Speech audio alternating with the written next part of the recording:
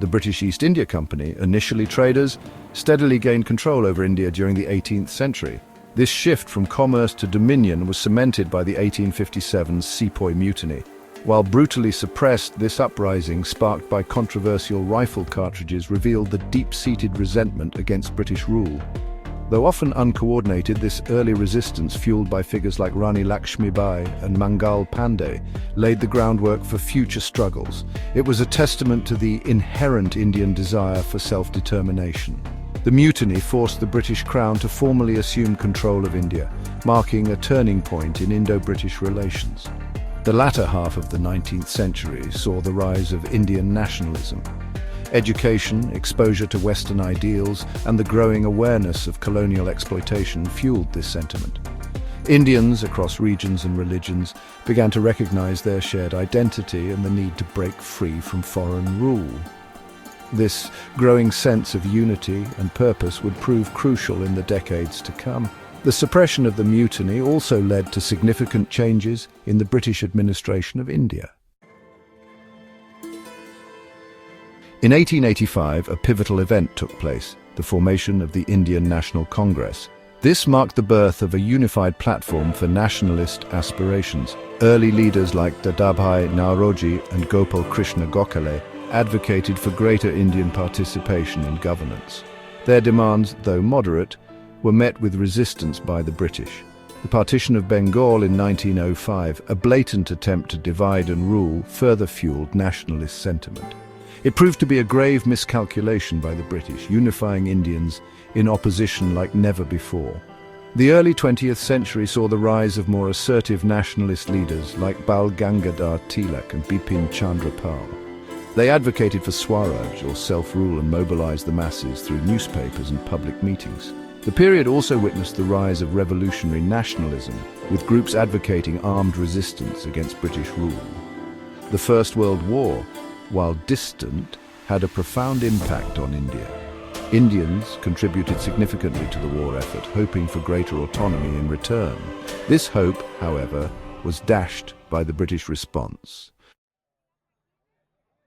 The post-World War I period witnessed the arrival of Mohandas Karamchand Gandhi on the center stage of Indian nationalism. Returning from South Africa, where he had successfully employed non-violent resistance against discriminatory laws, Gandhi transformed the Indian freedom struggle. His philosophy of satyagraha, based on truth and non-violence, resonated deeply with the masses. He led nationwide movements against unjust laws like the Rowlatt Act, which gave the British government draconian powers. The Jallianwala Bagh massacre of 1919, where British troops fired upon unarmed civilians, proved to be a turning point. It exposed the brutal reality of British rule and galvanized the Indian population. Gandhi launched the non-cooperation movement, urging Indians to boycott British goods and institutions. This marked a significant shift from moderate demands to a full-fledged struggle for independence. Millions joined the movement, paralyzing the British administration in many parts of the country. The 1930s saw Gandhi leading the civil disobedience movement, defying the Salt Law and sparking mass civil disobedience. Despite facing imprisonment and repression, the movement further eroded British authority. World War II once again impacted India's fate. The outbreak of war saw India being unilaterally declared a participant by the British, further fueling resentment. The Quit India movement of 1942, with its clarion call for complete independence, marked a turning point. While suppressed, it demonstrated the unwavering resolve of the Indian people. While Gandhi remained the moral compass of the freedom struggle, other leaders also emerged. Subhas Chandra Bose, a staunch nationalist, formed the Forward Bloc, and later, during the war, the Indian National Army (INA) with the help of the Axis powers. The INA's exploits, though ultimately unsuccessful, further ignited the spirit of freedom. The end of World War II saw a weakened Britain and a resurgent India. Negotiations for independence began, culminating in the Indian Independence Act of 1947.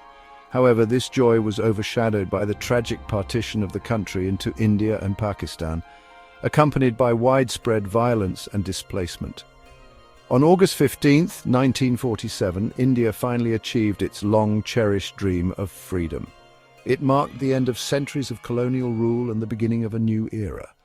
The journey was long and arduous, marked by sacrifices, resilience, and the unwavering spirit of millions of Indians. India's independence movement, with its emphasis on non-violence and its success in mobilizing a diverse population, continues to inspire movements for justice and freedom across the globe.